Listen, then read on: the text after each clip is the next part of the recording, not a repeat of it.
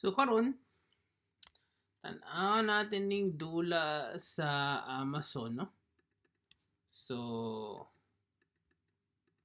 kuan sa nato ni naipipila ka mga kuan nato ang atong gustong paliton. Ang isa isang Facebook. Kini bagsak man pud ni sila ang presyo karon. So Meta tan-aw nato kining Facebook dugay kuang gid siya kana onara Meta platform ang tawag na karon kay gibag-o nila ilang ngalan tungod kay gusto nila i-focus ang ilang kumpanya sa metaverse.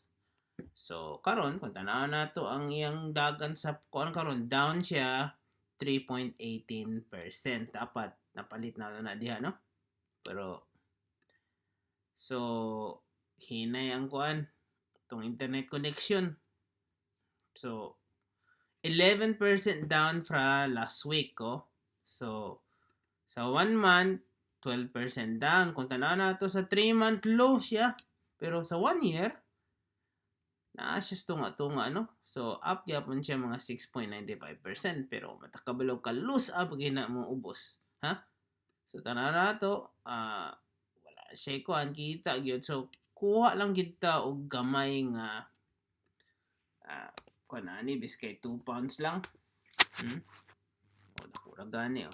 So kung tanaw na to 0.1 ra gyud atong 0.0 ha 0.01 ra gyud atong makuha. O tanaw na to pila na bi, o mura na to makaya, tanaw na to na siya diya 3 pounds kapin. So pwede na, di ba? O free siya, ha? Free na, free commission, walay commission, ha, kay inot mo kay ta. Putang na to makalusot ba na siya kung kuan kung free ba, putang lang nato. O free lang gyapon. So 3.48 free. So atong gusto na kuan nga dakoon nato. O kana tanaw nato na be. 3.62 o nanay foreign exchange fee. So ato lang sa nang gamay-gamay yun, ha. Na may foreign exchange fee.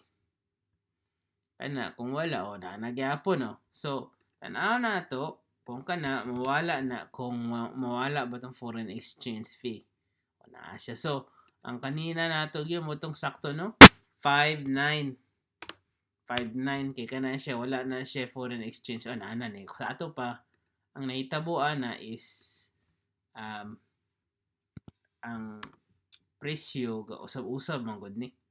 O kana o narang gyapon, no?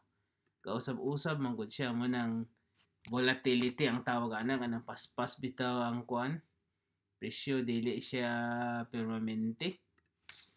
So ana kung dapat unta ganina ako na nagikuan nanigurado ka na laging sigurista pod nga dili na unta.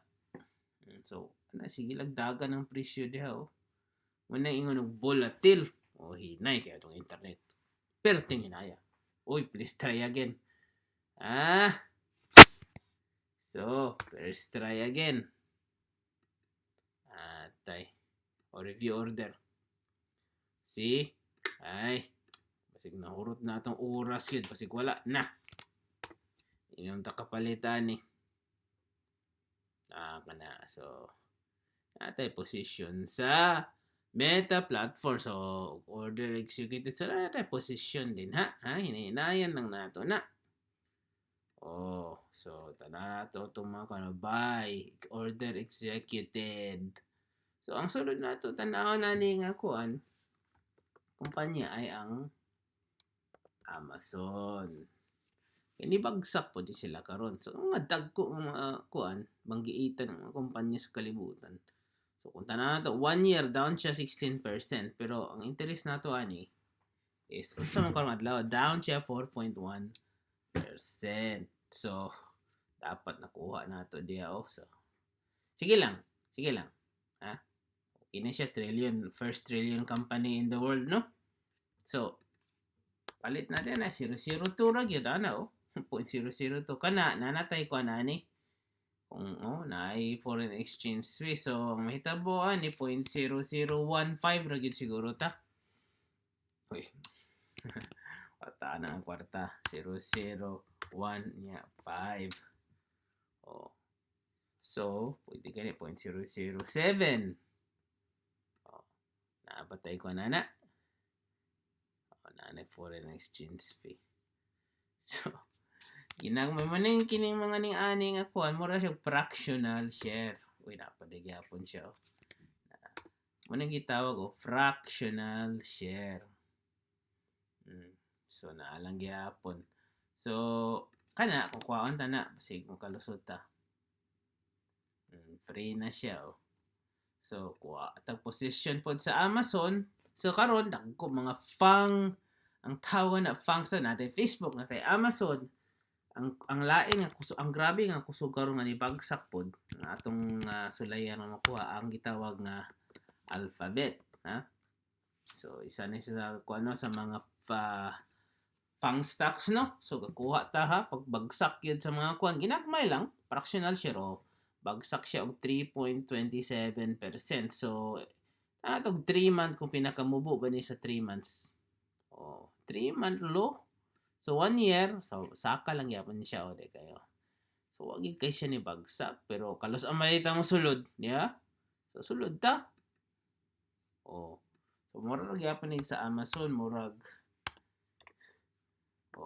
Maurag yapon, fractional share, ginagmay kay ba? So, buta na ito, anak ko na ba? Pwede na.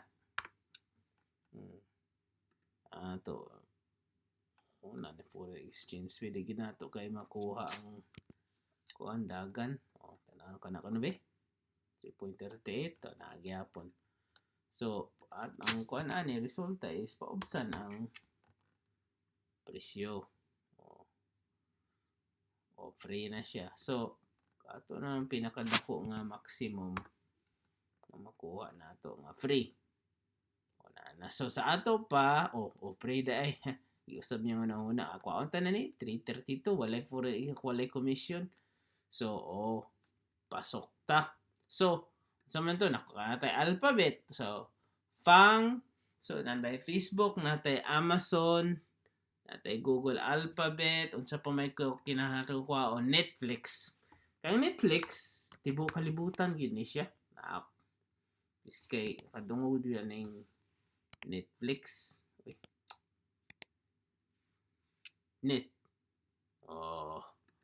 Karon grabe ang pagbagsak sa Netflix kay wala ni gamay lang subscriber kaso 9% down karon so kung sa 1 month atong tan-awon 41% down, di ba? So 3 months pila may down nila sa 3 months 45%. So sa 1 year down kay 36. So pero pagsugod niya taas gyapon siya So mani kuha din ang tag Netflix ani. So kini murag dako na to ang posisyon ani, no? Kuha ta og 10 pounds ani. So sa may 10 pounds ani 0.3. Ano atong position. So dako na atong position na to aning isa pa. Okay na. 98. So muna pinakadako natong kuan sa Fang Stocks ang Netflix. Kaya kung duda ni dako gid ang pagbagsak ani, pero kini nga kumpanya di gini siya basta-basta nga mawala kay murag naa na ni sa kuan sa mga tao kini nga ingon nga Netflix na nasa pang utak-utak pang kuan sa mga tao, di ba? So naatay pila ka upat, no? So Facebook, Alphabet, Amazon, Netflix ug Google ang atong napalit karong adlaw. So salamat kay Bay ha kung ato nang i-track ang atong kuan kanang 5 nga mga stock nga sikat kay tanan sa tibuok kalibutan. So naray mga posisyon ana. So ana lang ginagmay ang posisyon kung gatuon ta sa stock market. Mo na atong gibuhat karon ginagmay nga posisyon. So karon